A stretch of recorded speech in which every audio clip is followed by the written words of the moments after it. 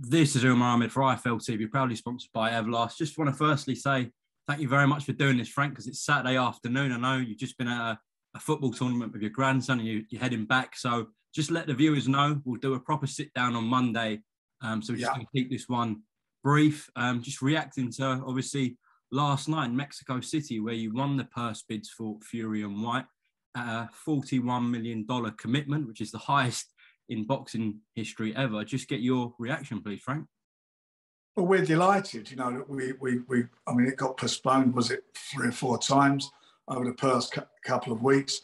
And we just want to get Tyson out in the ring. And that's what we've done. We were determined to secure the fight.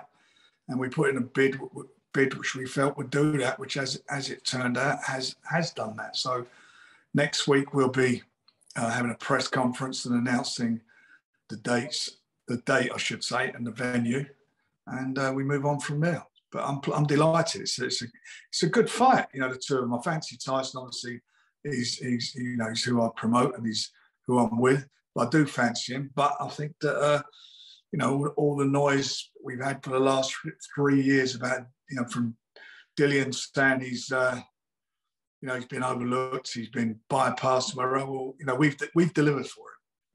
We've delivered him his fight. He's got his fight now, and let's get on with it. And the best man will win.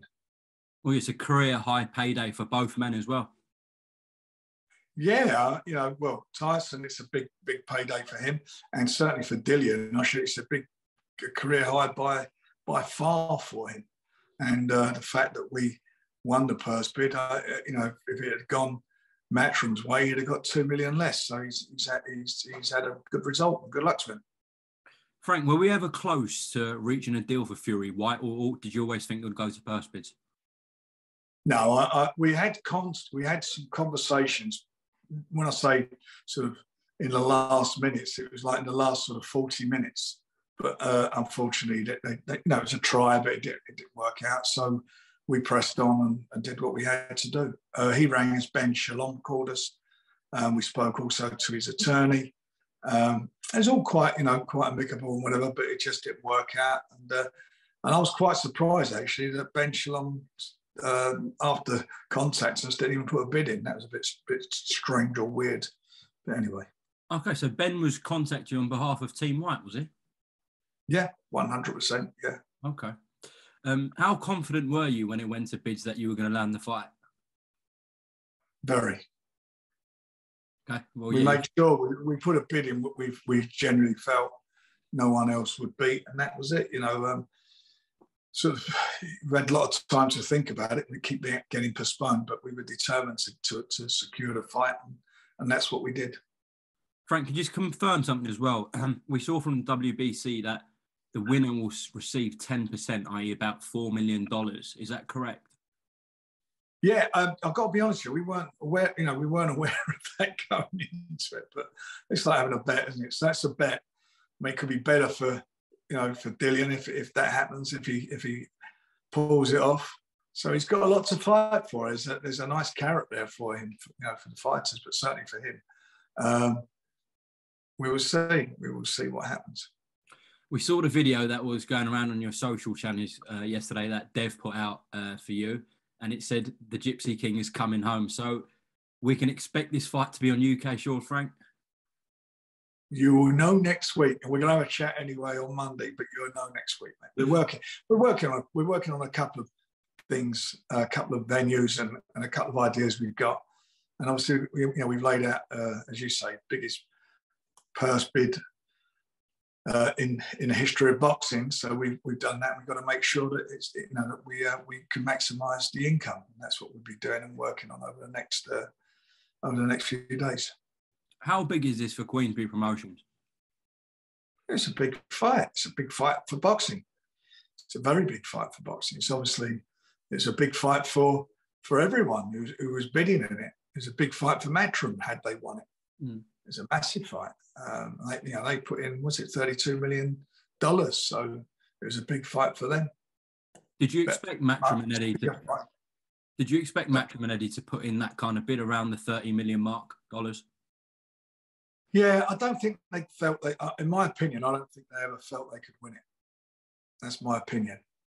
but they put their bid in, you know, and had it gone their way, it was been up to them to put a show on, but it didn't go their way. It's, you know, we've done it, and as a result of that bid, as I said earlier, Dillion's getting $2 million extra. How many buys do you think this does on BT box office, Frank? I think it's going to do extremely well. It's a big fight.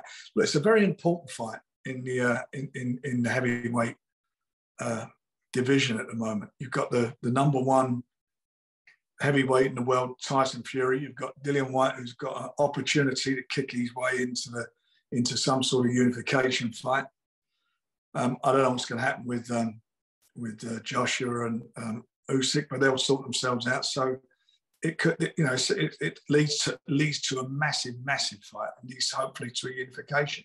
And I feel from our perspective and British boxing's perspective, this is a key moment in the division. It's two Brits in there. It's going to be exciting whilst it lasts. Just to round off a couple of more things, I will have to ask you, how close, I know I asked you about how close we were to Fury-Whyte deal. You said not really. How close were we for Joshua and Whyte to step aside to make Fury and Usyk? Because there was a lot of conversation about that. There was, and it went on for a long while, and there were times when it was very, very close, and then there was a time. Then I'm not going to go into the details because I think that could come out and, you know, in the future. But I mean, basically, what happened over the last few days was that AJ came in and asked for more money, and I think that was the thing that broke the straw that broke the camel's back at the end, as far as Tyson was concerned, and it went on from there. But it's pointless now because it is what it is, and we we move on, and who knows, we may resurrect that afterwards. But what we've got to focus on now is getting this fight out of the way, and the winner of the fight. And I hope and I believe it's going to be Tyson. It leads to a couple of massive fights this year. So who knows what's going to happen? This business, the ebbs and flows of it all. It can, you never know what's going to come out left field. So we'll see what happens. But the most important thing is, from our perspective and Tyson's perspective, is that we've got the fight. We're going to announce a date. He's got something to look forward to. It's his first fight in the UK for I think it's been nearly 4 years. He's only had one fight in the last 2 years, so he needs to be active, and we need to get him out there. And it gives him, it's no secret, boxing gives him a real sense of purpose, and the fact that he's got a date and he's got an opponent, it's something to aim for, and gives him a target to, I should say, aim for, and I believe that here, Tyson will rise to this. I mean, he's not going to take anything for granted, that's for sure. Yeah. And I keep saying Deontay. No, I keep saying Deontay to everyone, and I don't mean that being disrespectful. It's just that we've been in Deontay Tyson mode for the last 2 years. From my apologies to Dillian. From Dillian's perspective, it's this is an opportunity for him. He's been asking for it for 3 years. You got it.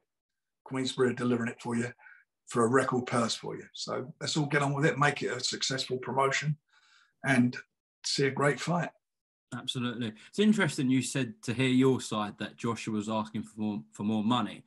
Eddie come on our channel a couple of times in the previous week and said the reason Fury Usyk didn't happen was because, in his words, Fury bottled it and didn't want the Usyk fight. So do you have a comment on that? It's beyond stupid. I'm not even going to respond to that. It's beyond stupid. Okay, well, I've said to you many times, whilst all this was going on, he doesn't stop. He can't stop with a verbal. He doesn't stop. It's continuous. And we had all this before with Joshua and Tyson. The contract's going to be sent next week. That's his style, and that's what it is.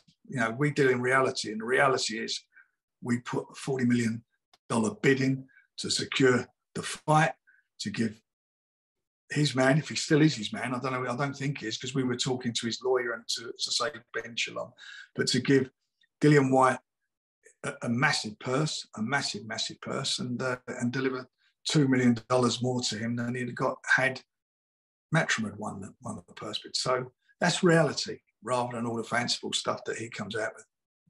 Just lastly, since you won the purse bids last night, have you spoke to Tyson about it? Have you had a chance? We spoke within minutes of the purse bid. He loved it. He was in very good form, and he was delighted because, as I say, it gives him something to aim for now. He's got a date. You know, he's not just training with nothing happening. He's now got a date, and that's a tough thing for boxers not to have a date. We've got a couple of other fighters we've got to sort out who need their dates sorted out, but that's because they're in their positions, their mandatory positions, and we're just waiting for certain things to happen. But we're delighted, so we can probably expand on it more on Monday. And, I think you're referring to Zach Parker, Anthony Yard, and Daniel Dubois, who we'll all speak about in Monday in your office. Frank, best of luck to your grandson when you get back to the tournament. Thank you, mate. Appreciate your time on a Saturday, and I'll see you on Monday. Okay, thank you very much. Look forward. Have a good weekend, Umar. All the best, mate. Thank you.